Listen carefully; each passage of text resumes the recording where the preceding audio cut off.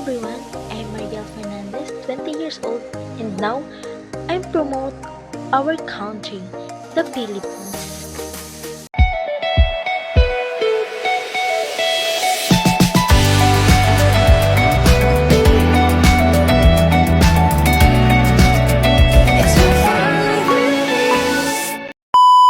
Hello! At ngayon, ipapakita ko naman sa inyo ang iba't ibang uri ng pagkain dito sa Pilipinas. Una, ang kare-kare. Pangalawa, chicken inasal. At ang pangatlo ay ang crispy pata. At ang pang-apat ay ang lechon. Ang panglima naman ay bulalo. At ang huli ay Bicol Express. At meron pang isang the best food dito sa Pilipinas. Ito ang adobo.